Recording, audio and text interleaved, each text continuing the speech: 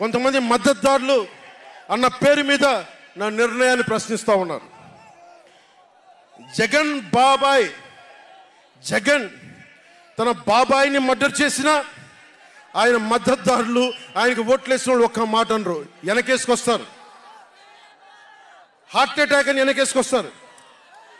ఓడిపోతున్నా కూడా గెలుస్తున్నామన్న ఒక నిలబడే సమూహం జగన్ పక్కన ఉన్నది.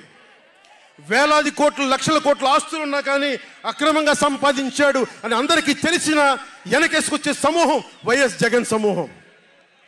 ఇక్కడ నేను ఏమి చేయకపోయినా, ఏ మాటలు జగన్ నిలబెట్టుకోకపోయినా అద్భుతం, ఆహా ఓహో అనే సమూహం జగన్ వెనక ఉంది.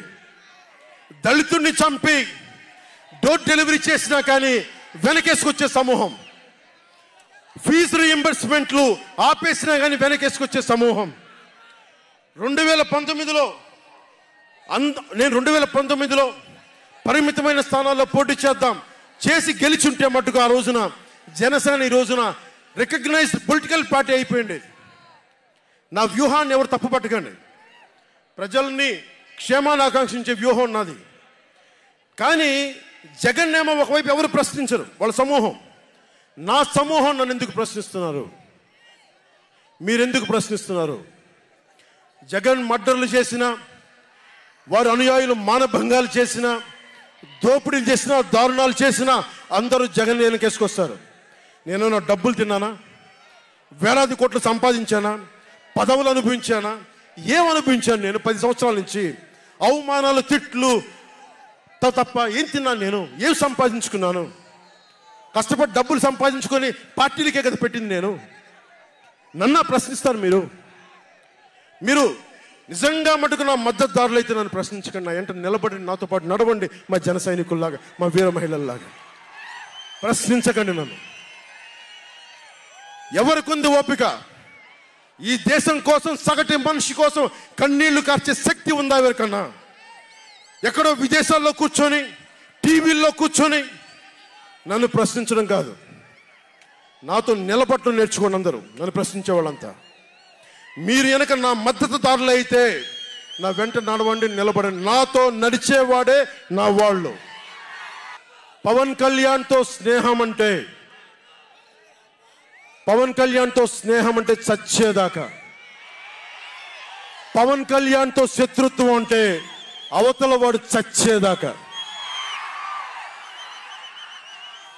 ఇద్దరు కలిస్తే చూడలేడు, నలుగురు నవ్వుకుంటే చూడలేడు, 10 మంది పచ్చగా ఉంటే భరించలేడు. ఏమంటారు అలాంటి వాడిని? చెల్లిని గోడకు పెట్టి కొట్టేవాడిని ఏమంటారు? తల్లిని చెల్లిని దూరం పెట్టేవాడిని ఏమంటారు? ప్రజల్ని కష్టాలు పెట్టేవాడిని ఏమంటారు? ఓ దాష్టీకుడు, ఒక సైకో అంటాం. జగన్కి చెప్పదలుచుకుంది ఒకటే, జగన్ బాధితులందరికీ ఒకటే చెప్తా ఉన్నాను. 1 man's courage makes a majority అంటాం. 1 man's courage. జగన్కి సంబంధించినంత వరకు పవన్ కళ్యాణ్ అంటే 3 పెళ్లిళ్ళు 2 విడాకులు. అతని దృష్టిలో 4 పెళ్లిళ్ళు అంటాడు. మరి 4వ పెళ్ళం ఎవరో తెలియదు, జగన్ ఏమో నాకు తెలియదు. మరి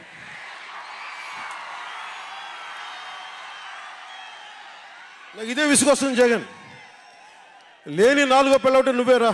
ఎప్పుడైనా సరే భారతి గారికి కూడా చెప్తున్నాను, మేడం భారతి గారు, మీరు ఊహించుకోండి, మేము ఎప్పుడన్నా సరే మిమ్మల్ని చాలా గౌరవంగా మేడం భారతి గారు అంటాం.